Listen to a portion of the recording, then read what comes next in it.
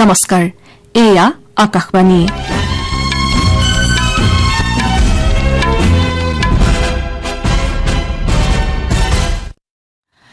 বাতৰি পঢ়িছো প্ৰজন্মা চহৰীয়াই এতিয়া প্ৰধান বাতৰিসমূহ হ'ল পাঞ্জাবৰ জালন্ধৰ পশ্চিম সংৰক্ষিত বিধানসভা সমষ্টিত অনুষ্ঠিত উপনিৰ্বাচনত আজি আম আদমী পাৰ্টীয়ে জয়লাভ কৰিছে কেন্দ্ৰীয় গৃহমন্ত্ৰী অমিত শাহে ভাইব্ৰেণ্ট ভিলেজৰ কাৰ্যসূচীৰ ৰূপায়ণ সন্দৰ্ভত পৰ্যালোচনাৰ বাবে নতুন দিল্লীত এখন উচ্চ পৰ্যায়ৰ বৈঠকত মিলিত হৈছে অসমৰ বান পৰিস্থিতি ক্ৰমাৎ উন্নত হৈছে যদিও ব্ৰহ্মপুত্ৰ বৰাককে ধৰি ইয়াৰ প্ৰধান নদীসমূহ এতিয়াও বিপদসীমাৰ ওপৰেৰে বৈ আছে ইউৰোকাপ ফুটবল প্ৰতিযোগিতাৰ ফাইনেল কাইলৈ স্পেইন আৰু ইংলেণ্ডৰ মাজত অনুষ্ঠিত হ'ব আনহাতে কোপা আমেৰিকা ফুটবল প্ৰতিযোগিতাৰ ফাইনেলত আৰ্জেণ্টিনাই কলম্বিয়াৰ বিৰুদ্ধে খেলিব আৰু ভাৰত আৰু জিম্বাবৱেৰ মাজৰ 5খনীয়া টি20 ক্ৰিকেট শৃংখলাৰ চতুৰ্থখন খেল আজি হাৰাৰেত অনুষ্ঠিত হ'ব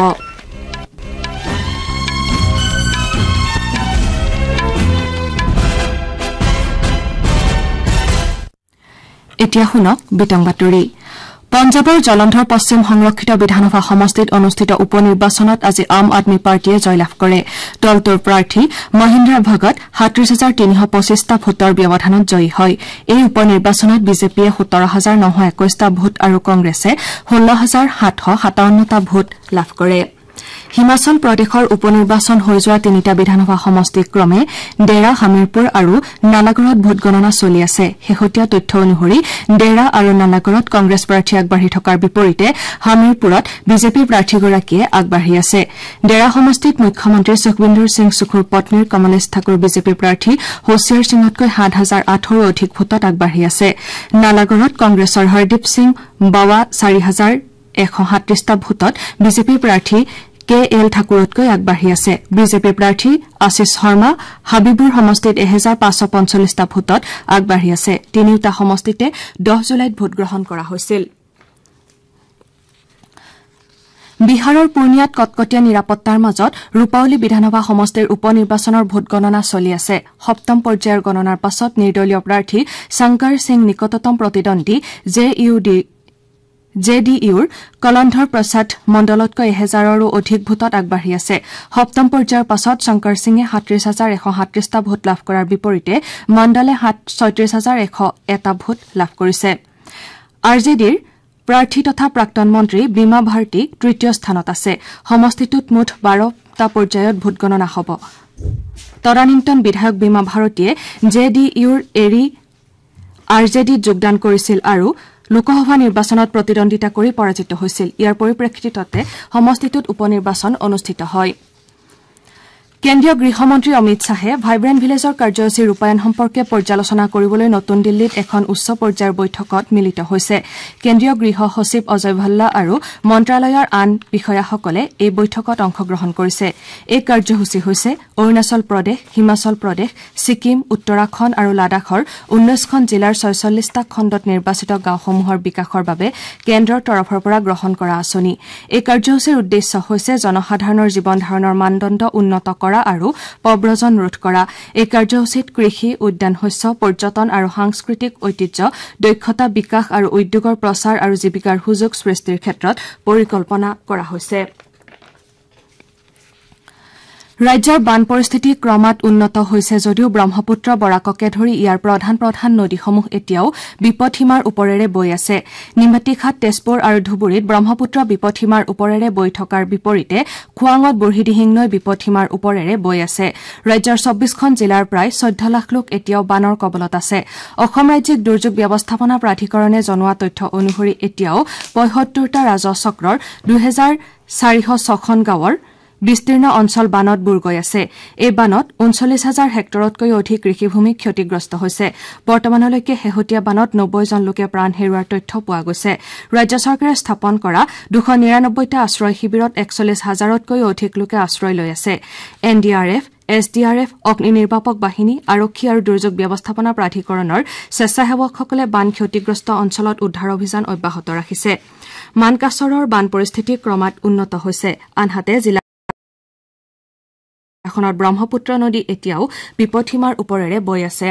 বিগত দুসপ্তাহ ধৰি মানকাছৰৰ বেপাৰীপাৰাৰ শতাধিক পৰিয়ালে ৰাস্তাতে আশ্ৰয় লৈ আছে জিলাখনৰ শতাধিক গাঁও এতিয়াও বানৰ কবলত আছে জিলা প্ৰশাসনৰ তৰফৰ পৰা 3 দিনৰ বাবে বানাক্ৰান্তসকলক বান সাহায্য আৰু পশুখাদ্য যোগান ধৰা হৈছে ইফালে মুখ্যমন্ত্ৰী হিমন্ত বিশ্ব শৰ্মাই বানত ক্ষতিগ্ৰস্ত লোকসকলৰ পুনৰ সংস্থাপন অথবা ক্ষতিপূৰণ প্ৰদানৰ কাম শীঘ্ৰে আৰম্ভ কৰা হ'ব বুলি ঘোষণা কৰিছে তেওঁ জনোৱা মতে বান পৰিস্থিতি ক্ৰমাৎ উন্নত হৈ আহিছে আৰু পানী শুকুৱাৰ পিছত সৰ্বসাধাৰণৰ বাবে গ্ৰহণ কৰিবলগীয়া সকলো ব্যৱস্থা জিলা প্ৰশাসনে তৎকালে আৰম্ভ কৰিব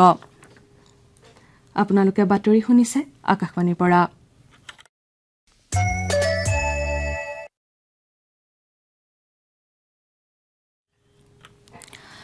বন্দৰ জাহাজ আৰু জলপথ মন্ত্ৰালয়ে অহা মঙলবাৰে ভিডিঅ' কনফাৰেন্সিং ব্যৱস্থাৰে ৰাজ্যিক সামুদ্ৰিক আৰু জলপথ পৰিবহণ সমিতিৰ সৈতে বৈঠকত মিলিত হ'ব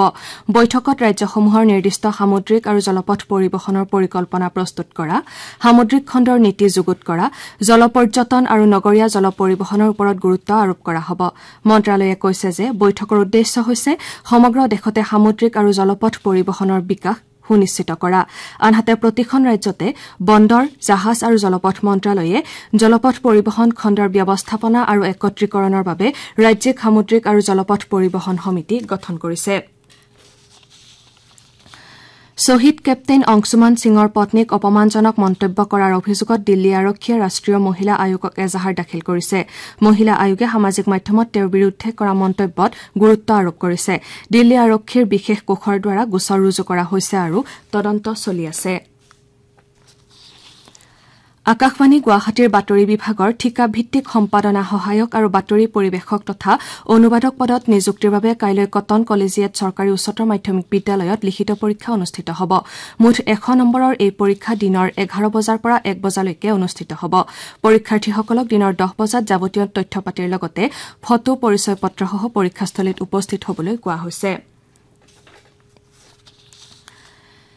ইউৰোকাপ ফুটবল প্ৰতিযোগিতাৰ ফাইনেল খেলখন কাইলৈ নিশা 12:30 বজাত বাৰ্লিনত স্পেইন আৰু ইংলেণ্ডৰ মাজত অনুষ্ঠিত হ'ব খেলখনত স্পেইন অভিলেখ সংখ্যক চতুৰ্থবাৰৰ বাবে খিতাপ লাভৰ লক্ষ্যৰে অৱতীৰ্ণ হোৱাৰ বিপৰীতে ইংলেণ্ডে একেৰাহে দ্বিতীয়বাৰৰ বাবে ইউৰোকাপৰ ফাইনেল খেলিব ছেমি ফাইনেলত স্পেইনে 2-1 গলত ফ্ৰান্সক আৰু একেই ব্যৱধানত ইংলেণ্ডে নেদাৰলেণ্ডছক পৰাজিত কৰিছিল আন এখন মহাদেশীয় ফুটবল প্ৰতিযোগিতা কোপা আমেৰিকা কাইলৈ ভাৰতীয় সময় অনুসৰি পুৱা 5:30 বজাত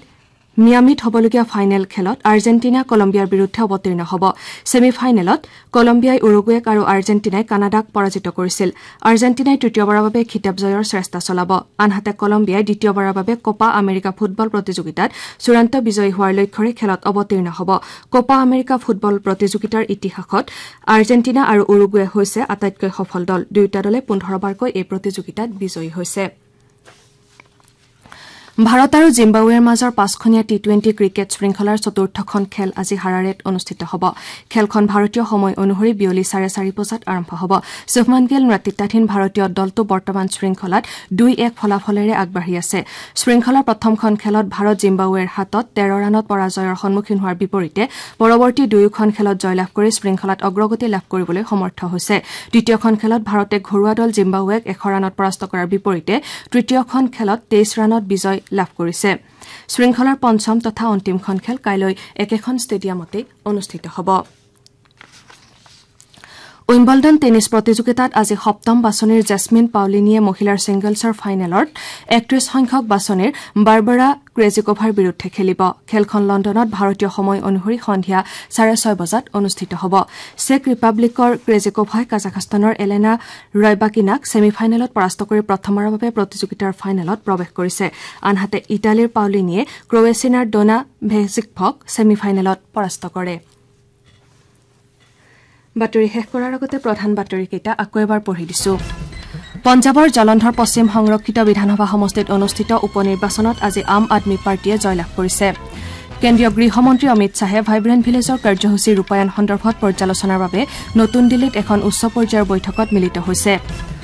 অসমত বান পৰিস্থিতি ক্ৰমাৎ উন্নত হৈছে যদিও ব্ৰহ্মপুত্ৰ বৰাককে ধৰি প্ৰধান নদীসমূহ এতিয়াও বিপদসীমাৰ ওপৰেৰে বৈ আছে ইউৰোকাপ ফুটবল প্ৰতিযোগিতাৰ ফাইনেল কাইলৈ স্পেইন আৰু ইংলেণ্ডৰ মাজত অনুষ্ঠিত হ'ব আনহাতে কোপা আমেৰিকা ফুটবল প্ৰতিযোগিতাৰ ফাইনেলত আৰ্জেণ্টিনাই কলম্বিয়াৰ বিৰুদ্ধে খেলিব আৰু ভাৰত আৰু জিম্বাবৱেৰ মাজৰ 5খনীয়া টি20 ক্ৰিকেট শৃংখলাৰ চতুৰ্থখন খেল আজি হাৰাৰেত অনুষ্ঠিত হ'ব এতিয়া বাতৰি ইমানতে অন্ত পৰিল নমস্কাৰ